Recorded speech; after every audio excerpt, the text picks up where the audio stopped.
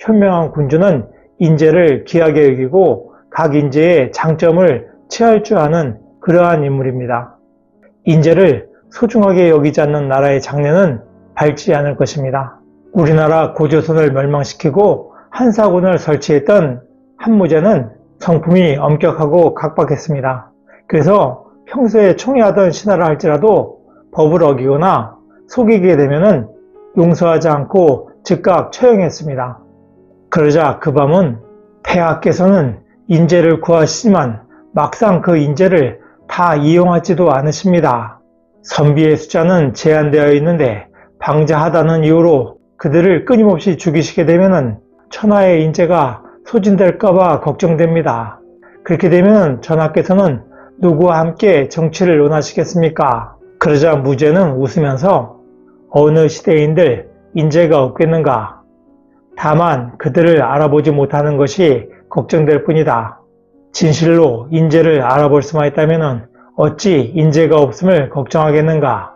인재란 그릇과 같아서 재주가 있어도 쓸 수가 없다면 재주가 없는 것과 같다. 그러니 살아있어도 무슨 소용이 있겠는가? 그 밤은 인재를 성급하게 처형하는 행동을 자제하여야 한다고 거듭 간언하였습니다. 한무제의 이전 시대는 문경지치라고 불리우는 중국 역사에서도 손꼽히게 훌륭한 정치가 이루어졌던 시대입니다. 당시 문제와 경제는 사치를 금하고 전략했습니다. 그리하여 한나라의 국력은 크게 성장했습니다. 그 힘을 바탕으로 한무제는 충루와의 싸움에서 승리하고 고조선과 남어를 멸망시켰습니다. 그러나 한무제가 전쟁에 몰두하고 인재를 고갈시키게 되자 한나라는 점차 국력이 고갈됩니다. 인재는 무한하지 않습니다. 인재가 모든 방면에서 완벽하지도 않습니다. 오히려 뛰어난 인재는 뛰어난 만큼 다른 측면에서는 더 큰 약점을 가지고 있을 가능성도 높습니다. 그러한 인재를 허물이 보일 때마다 처형한다면 남아있을 좋은 인재는 드물 것입니다. 결국 한무제 말년에는 간신들에게 둘러싸여서 태자가 간신 강충의 모함을 받아서 처형을 당하는 그런 일이 벌어집니다.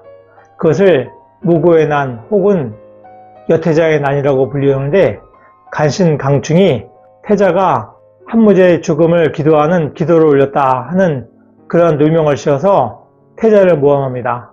그러니까 억울했던 태자는 그것을 호소하고자 했으나 강충이 막아서자 그를 죽이고 결국 난을 일으킵니다. 그리고 주변 사람들도 한무제에게 말하기를 두려워해서 감히 진언하는 사람이 없었습니다. 그러다 보니까 나중에 태자를 처형시키고 그의 일가족을 모두 몰살시킨 이후에 태자가 억울했다는 사실을 한무제는 나중에 알게 됩니다. 그래서 무척 후회를 합니다. 그래서 강충의 일가를 모두 몰살시킵니다.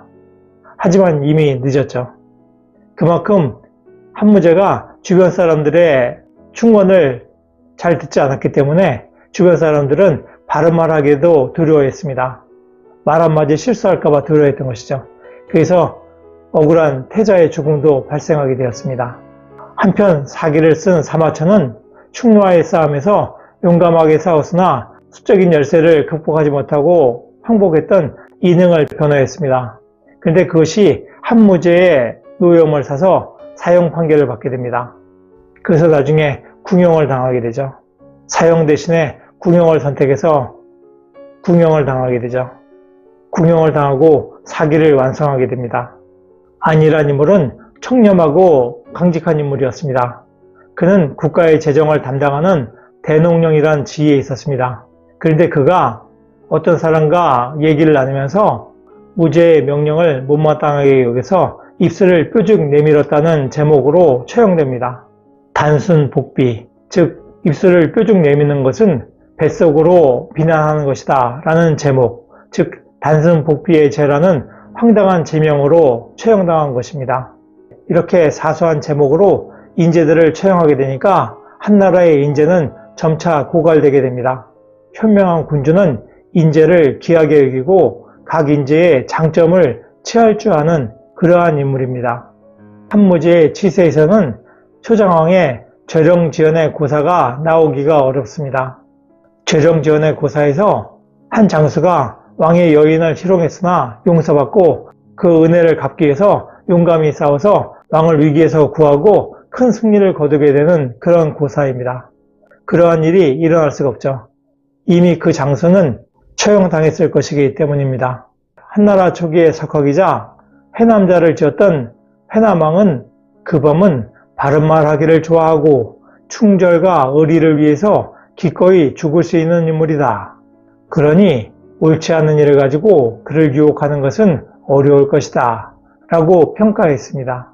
한무제는 옳은 말 하는 그 범을 점차 멀리하고 간사한 무리들을 가까이 했습니다. 그러니까 한나라는 점차 약해지게 됩니다.